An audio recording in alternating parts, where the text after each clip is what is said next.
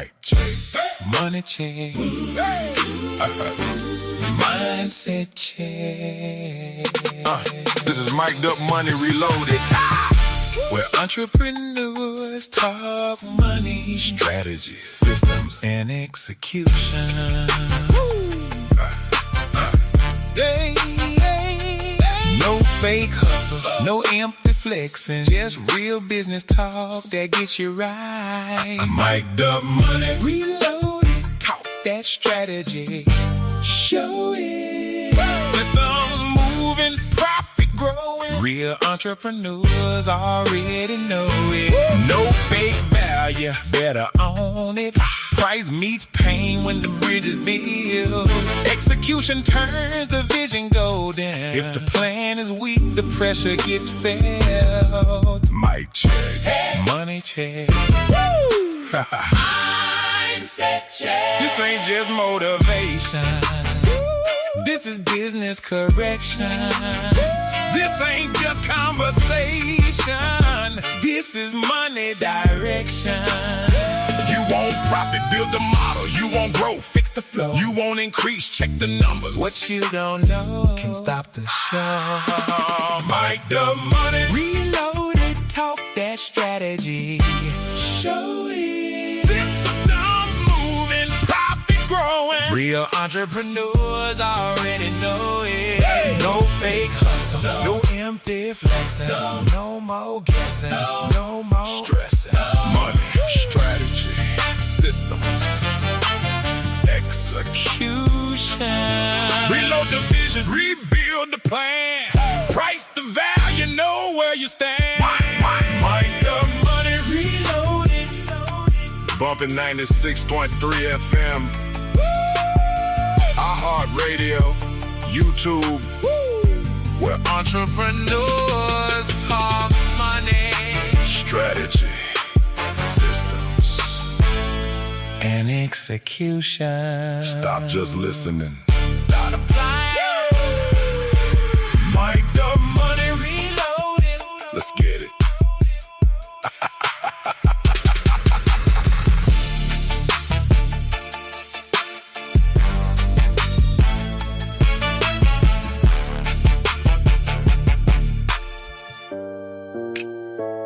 Let's get it.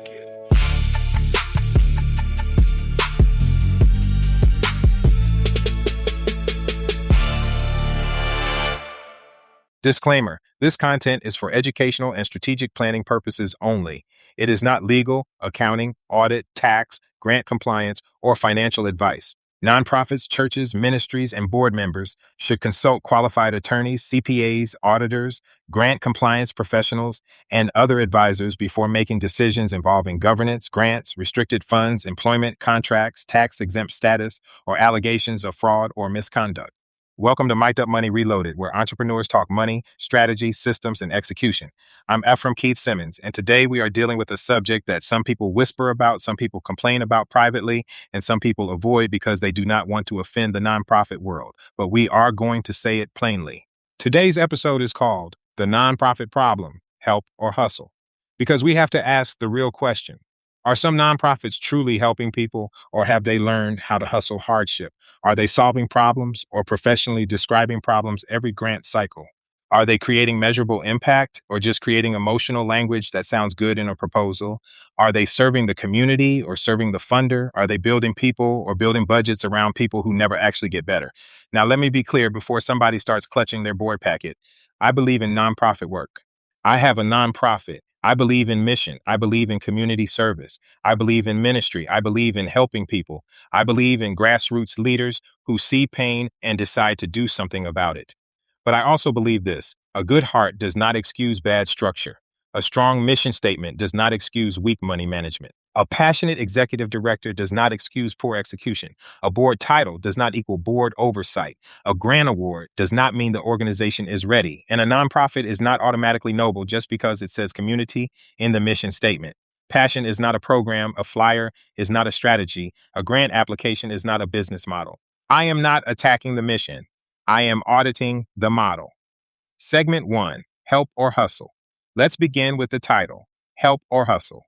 There are two spirits operating in the nonprofit world. One spirit is service. That spirit says there is a real problem, real people are hurting, there is a real gap, and we are going to organize people, money, systems, partnerships, leadership, and accountability to help solve it. But there is another spirit. That spirit uses pain as positioning. It says, let's find a hot issue, write a strong proposal, use the right community language, get some pictures, get letters of support, and say underserved, marginalized, equity, empowerment, and transformation enough times that the funder feels warm inside. But when you ask, what changed? The room gets quiet. When you ask who was actually served, they start talking about attendance. When you ask what outcomes were produced, they start talking about activities. When you ask where did the money go, they start talking about how hard the work is. No, we are not doing that today. Activity is not impact. Attendance is not transformation. A packed room is not proof of progress. A press release is not proof of performance. A grant report is not automatically the same thing as community change. Some organizations are operating in mission theater. That is when the nonprofit looks active, sounds passionate, uses all the right buzzwords, but has no measurable structure underneath. No clear model, no clear outcome, no clear cost per participant, no clear financial controls, no clear partnership agreements, no clear board accountability, no clear project management, and no clear proof that the people being served are actually better off. That is not impact. That is nonprofit fog machine work. A lot of smoke, a lot of lights, but nobody can see the road. The community does not need more nonprofits that sound good. It needs nonprofits that work. Stop reporting contact like it is change. Segment 2. Accountability is protection, not punishment. One of the biggest nonprofit problems is lack of accountability. Let us correct the language. Accountability is not punishment. Accountability is protection. It protects the mission. It protects the people being served. It protects donors. It protects grantors. It protects the board. It protects the executive director. It protects volunteers. It protects the organization's reputation.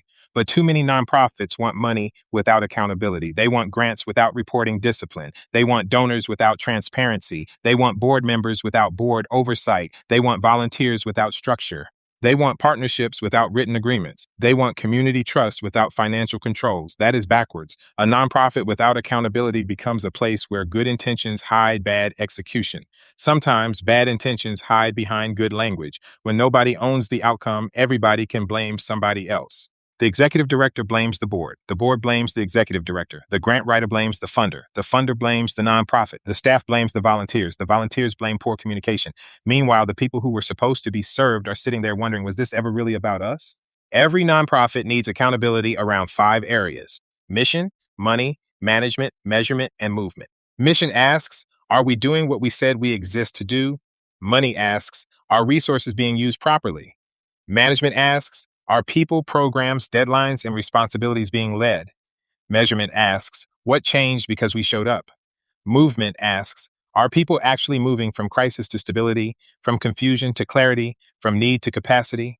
If those 5 areas are not being reviewed, you are not managing a nonprofit. You are hoping a nonprofit works. Hope is not a control system. Trust without controls is how money grows legs and mission loses shoes. If the mission has no measurements, leadership has no mirror. Segment 3. Nonprofit does not mean no business model. Some people hear the word nonprofit and think it means the organization does not need a business model. Wrong. Nonprofit does not mean no revenue. Nonprofit does not mean no financial discipline. Nonprofit does not mean no cash flow planning. Nonprofit does not mean no budget. Nonprofit does not mean no sustainability. Nonprofit means the organization does not distribute profit to owners or shareholders, but the organization still has to survive. It still has to pay bills. It still has to cover program costs. It still has to manage payroll or contractors. It still has to track restricted funds. It still has to protect records. It still has to operate. You need to know what it costs to serve one person, run one workshop, deliver one cohort, manage one grant, provide transportation, meals, materials, staffing, technology, insurance, space, follow-up, and reporting. And here is the big one. What does it cost when you overpromise and under budget? Because that is where nonprofits get hurt. They apply for the grant like they are fully staffed, then receive the grant and realize they need staff. They write the proposal like the partnerships are already in place, then realize the partners were only interested. They budget like volunteers will do everything, then realize volunteers have jobs, families, limits, and no obligation to be available on demand. They promise outcomes like they have a data system, then realize tracking outcomes takes time, software, follow-up, discipline, and someone who actually knows what they are doing. Tax exempt does not mean math exempt. If the math ain't mathin', the mission will start limping. Segment 4, Executive Director, Board, and Advisory Accountability. Now let us talk about the Executive Director, the Board, and the Advisory Board. Some nonprofit leaders are deeply committed. They carry the organization on their back. They may be underpaid, overworked, emotionally drained, and trying to keep the mission alive. That is real. But it is also real that some executive directors are not being held accountable. When an executive director is not held accountable, the organization can become personality driven instead of mission driven. The executive director is not just the face of the organization. The executive director is responsible for turning mission into execution. That means the ED should be evaluated on mission alignment, vision execution, program outcomes, financial stewardship, grant compliance, staff and contractor coordination, board communication, partnership management, conflict of interest disclosure, strategic plan implementation, and community impact. That is not being mean. That is governance. The mission cannot just live on the website. The vision cannot just sound good at the fundraiser. The outcomes cannot just appear in the grant application. Somebody has to make sure the organization is actually doing what it said it exists to do. If the ED cannot execute the plan, manage the money, coordinate the people, protect the mission, and report the outcomes, then the board cannot just clap and call it leadership. That is unchecked authority. Now, the board must also understand its role. A board seat is not status, it is responsibility. The board must govern, guide, protect, oversee, ask hard questions, review financials, evaluate leadership, and make sure the organization does not drift. And advisory boards? Some are powerful. They bring expertise, open doors, review strategy, challenge assumptions, and protect mission. But some are name collections. Somebody from banking, somebody from education, somebody from church, somebody from business, somebody with a title. But do they advise, attend, review, connect, challenge, help, or protect? If their names, titles, expertise, and relationships are being used to strengthen credibility, then they should provide real value. An executive director should not be evaluated by charm. They should be evaluated by mission movement, financial stewardship, execution, and outcomes. A board seat is not a photo opportunity. It is a fiduciary responsibility. If your advisory board only exists in the grant narrative, it is not advising. It is advertising. Advisory board members should not be rented credibility. They should be activated capacity. Segment 5. When the board becomes unpaid staff. Here is a point many small nonprofits need to hear. Some nonprofits treat the board like unpaid staff, especially when the only person getting paid is the executive director. Board members can volunteer, open doors, review strategy, raise funds, advise, connect resources, and support the mission. But the board is not supposed to become the unpaid labor force that makes up for an undeveloped staffing model. When the executive director is paid, but the board is expected to handle operations, fundraising, administration, program management, event planning, marketing, transportation, volunteer coordination, grant support, and crisis response for free, the organization has confused governance with staffing. Who is supervising whom? Who is accountable for execution? Who owns the program? Who manages the budget? Who follows up on tasks? Who reports outcomes? Who evaluates whether the executive director is performing? If the board is doing the work while the executive director controls the money, reporting, relationships, and public image, something is off. That is not a clean operating model. That is mission confusion. Some executive directors want board members to work like staff but stay quiet like spectators. They want help without oversight, labor without questions, connections without accountability, fundraising without financial transparency, and board credibility without board authority. No, that is backwards. A nonprofit that can only afford to pay the executive director but depends on unpaid board labor for everything else does not have a complete business model yet. That does not mean the mission is bad. It means the model is immature. The board is not unpaid staff with a nicer title. A board should not be doing the executive director's job while also being told not to question the executive director. If you want the board's labor, access, and reputation, you must also accept the board's oversight. If the board is doing staff work, the budget is telling a truth the mission statement is hiding. Segment 6. Grants, grant writers, and mission money grift. A good grant writer is valuable. A good grant writer helps an organization tell the truth strategically. They organize the need, the program, the budget, the outcomes, the timeline, and the story. But a bad grant writer can set a nonprofit up for failure. Some grant writers will apply for anything. They inflate capacity, overstate partnerships, create unrealistic budgets, and promise outcomes the organization cannot deliver. They write as though the nonprofit already has staff, systems, data, partnerships, facilities, and experience that it does not actually have. Then the grant gets awarded and everybody celebrates. But after the celebration comes execution. Now the nonprofit has to do what the grant writer said it could do. Now the nonprofit has to report what it promised, track costs, prove outcomes, document time, activities, participants, payments, deliverables, and compliance. If the organization was not ready, the grant becomes a burden. A grant is not free money. A grant is restricted money with expectations attached. If you are not ready to manage the expectations, you are not ready for the money. This connects to mission money grift. That happens when the nonprofit stops serving the mission and starts serving whatever money is available. If the funder says workforce, they become workforce. If the funder says youth, they become youth. If the funder says mental health, they become mental health. If the funder says violence prevention, they become violence prevention. Organizations can grow and adapt, but if every grant cycle changes your identity, you are not strategic. You are funder fragmented. You are letting the money define the mission. And when the money defines the mission, the people become props. The grant writer may get paid for the promise, but the nonprofit has to survive the performance. A grant writer should not be writing checks that your operations cannot cash. Every grant opportunity is not a blessing. Some grants are stress with a budget code. When the money becomes the mission, the people become props. Money that pulls you away from mission is not funding. It is a detour. Segment 7. When the hustle requires the problem to stay unsolved. Now let us talk about the darkest version of the nonprofit hustle. This is when the organization is not truly built to solve the problem. It is not built to develop people. It is not built to develop infrastructure. It is not built to create measurable change. It is built to manage the problem just enough to keep funding attached to it. That is dangerous. Some organizations do not want the problem solved. They want the problem funded. They do not want people fully developed. They want people continuously documented. They do not want the community transformed. They want the community described. They do not want infrastructure strong enough to reduce dependency. They want dependency strong enough to justify another grant cycle.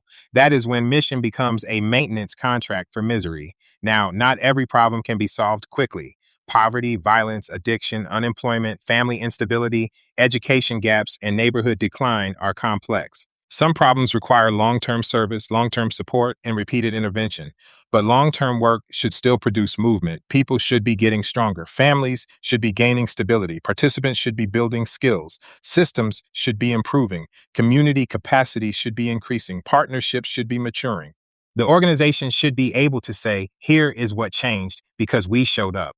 This is where behavioral economics matters. Organizations respond to incentives. If money comes only when the problem looks severe, some organizations learn to prove severity instead of proving progress. If funders reward emotional stories more than measurable development, nonprofits learn to package pain. If grants pay for activities but not infrastructure, organizations keep doing events while the deeper system stays weak. A serious nonprofit should show 3 things: problem reduction, people development, and infrastructure development. If the work does not reduce the problem, develop people, or build infrastructure, what exactly is being funded? Some nonprofits are not solving the problem.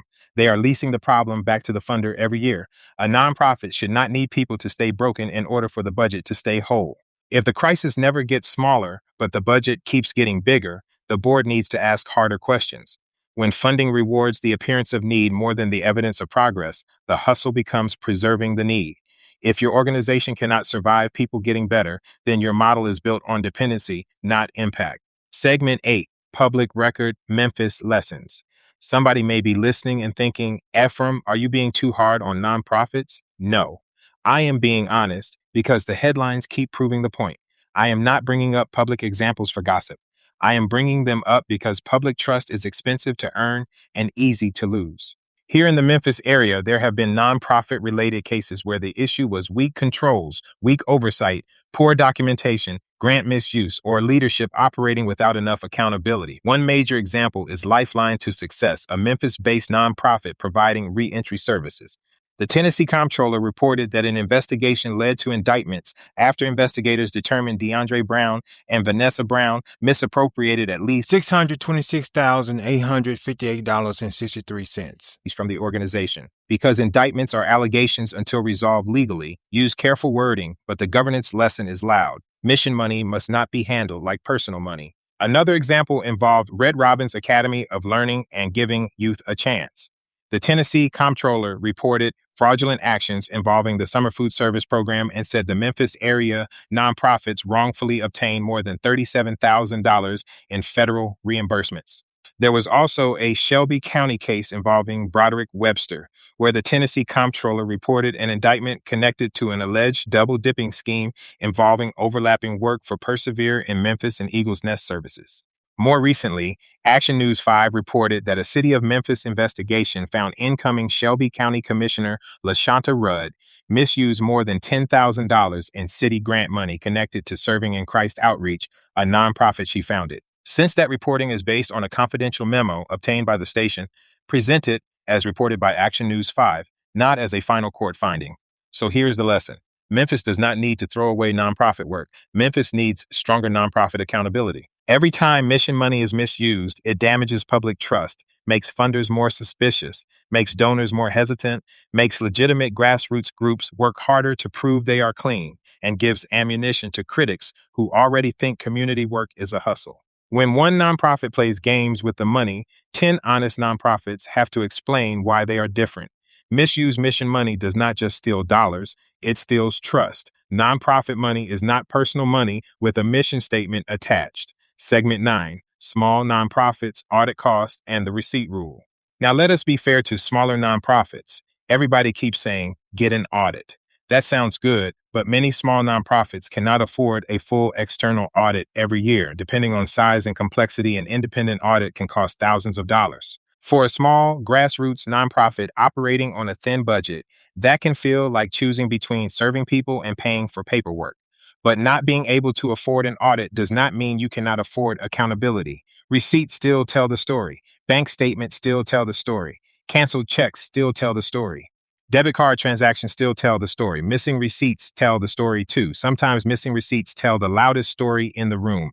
Let us stop acting like basic financial discipline requires a Fortune 500 accounting department. A small nonprofit can still have a receipt file, bank reconciliation, check register, board-reviewed budget, written reimbursement policy, debit card usage policy, grant expense folder, monthly financial report, simple approval process, conflict of interest disclosure form, and a clear rule that no one gets reimbursed without documentation. That is not fancy.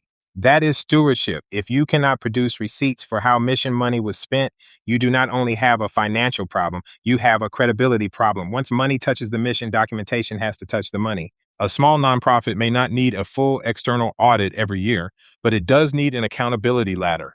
Basic records, monthly reconciliations, board review, outside bookkeeping review, finance committee review, compilation or review, and eventually a full audit when funding, risk, or funder requirements demand it. The receipt rule is simple.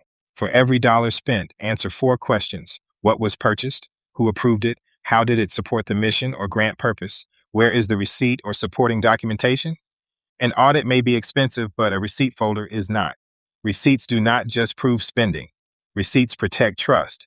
If the mission is worth funding, the money is worth tracking. No receipt, no story, no story, no trust. Segment 10. Family deals, no bid contracts, and inferior work. Another nonprofit problem that quietly destroys trust is family deals kept secret from everybody except the founder. This is when the founder, executive director, or key leader gives paid work, contracts, vendor opportunities, reimbursements, consulting fees, rent arrangements, transportation deals, catering deals, marketing work, bookkeeping, grant support, or program labor to a family member or close friend without disclosing it to the board, documenting it properly, getting competitive pricing, or allowing normal review. Family can work with a nonprofit. Sometimes family members are skilled, available, trusted, and can provide legitimate services. The issue is whether the deal was disclosed, reviewed, approved, documented, priced fairly, and protected from private benefit. Once mission money starts flowing through family relationships in secret, the organization has entered a danger zone. Trust does not replace governance. Family does not replace documentation. Loyalty does not replace board approval. Founder authority does not replace accountability. If a family member is being paid, the board should know. If a related business is being hired, the board should know. If a spouse, child, sibling, cousin, close friend, or related entity is benefiting from nonprofit funds, the board should know before the deal is approved. Now go one layer deeper. The problem is not only family deals. The deeper problem is insider deals that bypass the normal process and still produce inferior work. That is a double failure. First, process failure. No fair review, no comparison, no bid, no scope, no board approval, no conflict disclosure, and no independent evaluation. Second, performance failure. Late, sloppy, incomplete, overpriced, undocumented, or below professional standard work.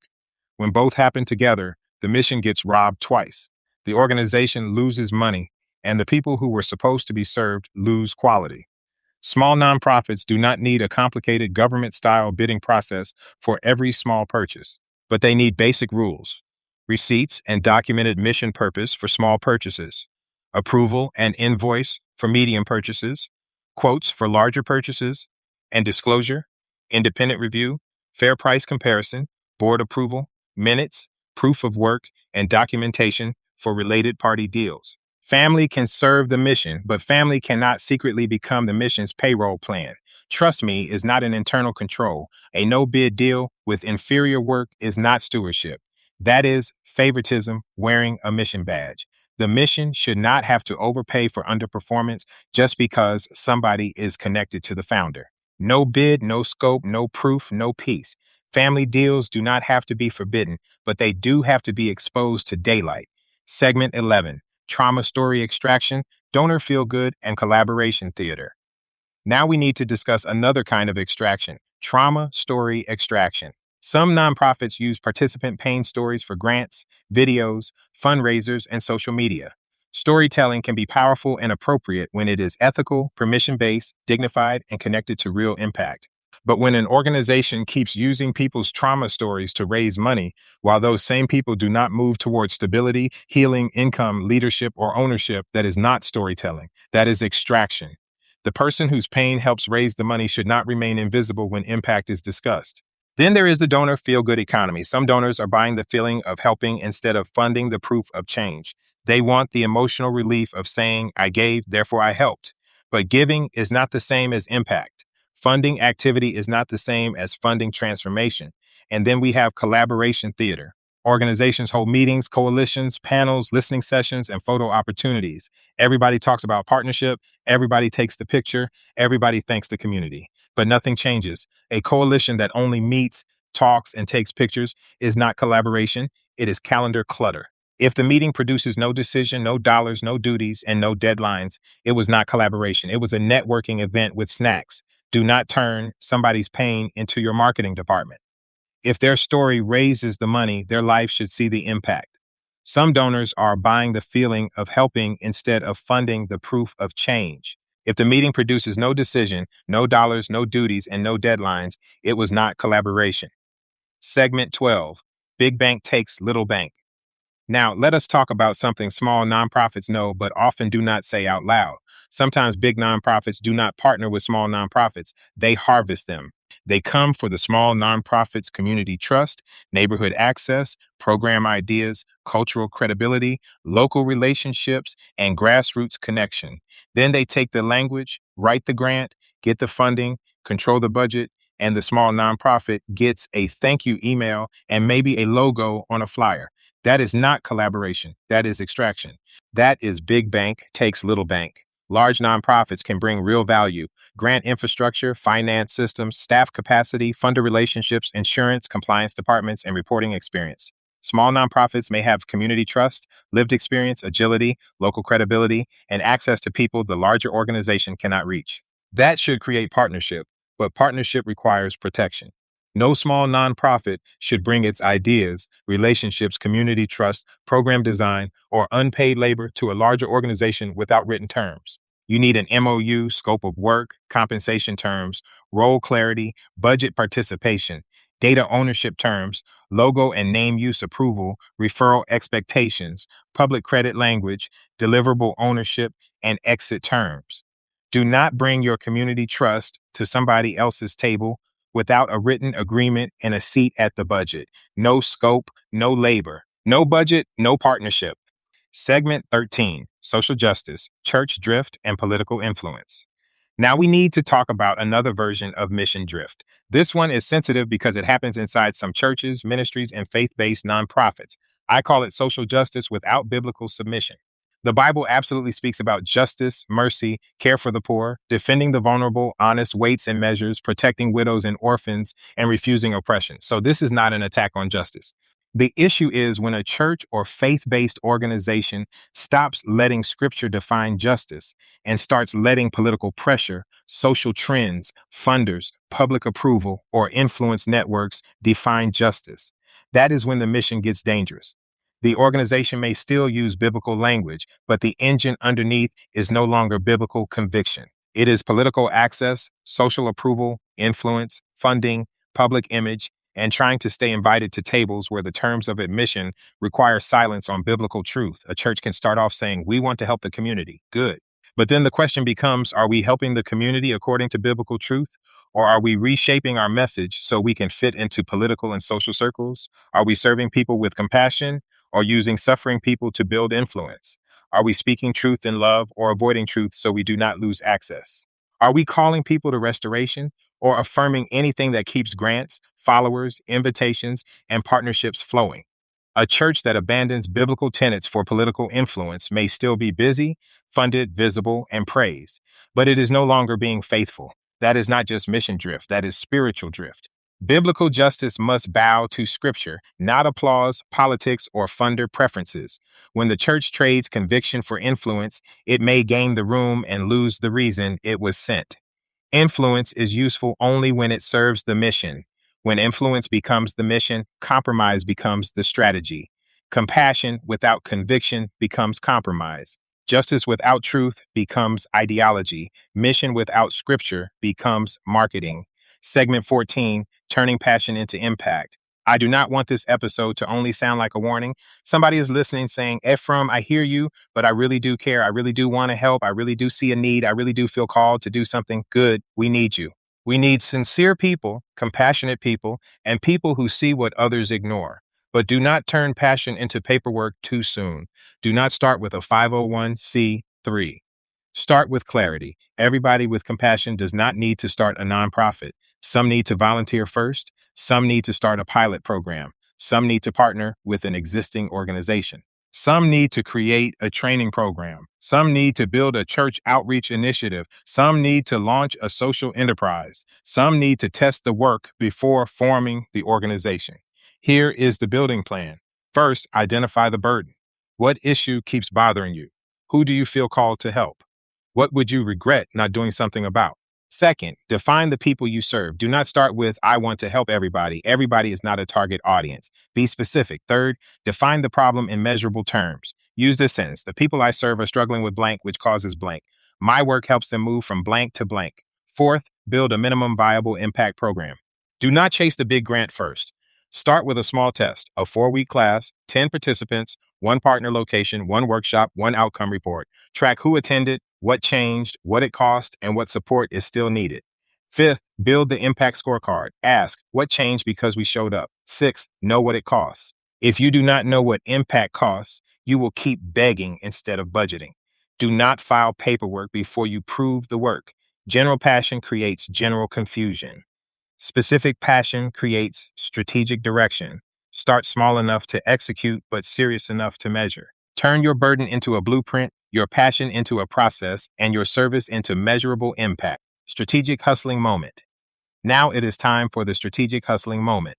Before your nonprofit applies for another grant, launches another program, recruits another advisory board member, signs another partnership, hires another family member, or announces another initiative, ask these questions. Is the mission clear? Is the executive director being evaluated against mission, vision, budget, execution, and measurable outcomes? Does the advisory board have real expectations, or are they just names on paper? Are board members receiving accurate financial and program reports? Are outcomes being tracked, reviewed, and used to make decisions? Are grants being pursued based on capacity or desperation? Are partnerships protected by written agreements, scopes of work, and compensation terms? Are family or insider deals disclosed, reviewed, and documented? Was there a bid process or at least a written explanation for no bid selection? Was the work inspected before payment? Can every major expense be explained with a receipt, approval, mission purpose, and supporting documentation? Is the organization serving community needs or chasing funder preferences? Does the funding model require the problem to remain severe? Are participants becoming stronger or simply returning for another service cycle? For faith-based organizations, are we defining justice biblically or politically? Are we changing our message to keep access, funding, or applause? Are vulnerable people being served or being used as proof of relevance? For the person trying to turn passion into impact, have you tested the idea? Have you measured the need? Have you identified the people you serve? Have you built a small pilot? Have you calculated the cost? Have you created a scorecard? Have you protected the mission? Strategic hustling is not grabbing every opportunity. Strategic hustling is knowing which opportunities fit your capacity, protect your credibility, and move your mission forward. Every open door is not your door. Some doors are traps with better lighting. If connection gets the contract and quality gets ignored, the mission is paying for politics. If you are not reducing the problem, developing people, or building infrastructure, you may just be managing activity. Toolkit. Because this is Mic'd Up Money Reloaded, we are not just going to talk about the problem, we are going to give you tools. For this episode, the toolkit is the Nonprofit Problem Toolkit, Help or Hustle Accountability Pack. Inside the toolkit are practical tools: nonprofit accountability, X-ray, mission to money alignment map, grant readiness, reality check, executive director, mission accountability scorecard, advisory board activation grid, board versus staff role clarity map, small nonprofit accountability ladder, receipt rule, worksheet, family and related party deal disclosure checklist, no bid and vendor quality review, big bank takes little bank partnership protector, biblical mission integrity check, status quo funding trap diagnostic, and passion to impact builder. The nonprofit sector does not just need more money, it needs more accountability. It needs executive directors who can execute. It needs boards that govern instead of rubber stamping confusion. It needs advisory boards that actually advise. It needs grant writers who tell the truth. It needs financial systems that protect the mission. It needs receipts. It needs controls. It needs partnerships that do not exploit smaller organizations. It needs churches and faith-based nonprofits that serve people without selling conviction for influence. And it needs people with passion to slow down long enough to build something that actually works. Accountability is not the enemy of mission. Accountability is how mission survives. So before you start the nonprofit, build the plan. Before you chase the grant, test the program. Before you recruit the board, clarify the mission. Before you announce the vision, define the outcome. Before you ask for money, know what impact costs. Before you pay family, disclose the relationship. Before you accept inferior work, remember who the money was supposed to serve. And before you let somebody use your community trust, get the agreement in writing. The goal is not to look like you are helping. The goal is to actually help. This has been Mic'd Up Money Reloaded, where entrepreneurs talk money, strategy, systems, and execution. I'm Efrem Keith Simmons. Listen Saturdays at 8 a.m. on Bumpin', 96.3 FM, iHeartRadio, and YouTube. Do not just chase money. Build the model, protect the mission, execute the work, measure the impact. Remember, mission without accountability becomes marketing. Vision without execution becomes fantasy. Outcomes without evidence become fiction. Turn your burden into a blueprint, your passion into a process, and your service into measurable impact. Mic'd Up Money Reloaded, talk that strategy, show it. Systems moving, profit grow, and real entrepreneurs already know it. No fake hustle, no empty flexing, no more guessing, no more stressing. Money, strategy, systems, execution. Reload the vision, rebuild the plan, price the value, know where you stand. Mic'd Up Money Reloaded. Bumpin' 96.3 FM, iHeartRadio, YouTube, where entrepreneurs talk money, strategy, systems, and execution. Stop just listening, start applying. Mic'd Up Money Reloaded. Let's get it.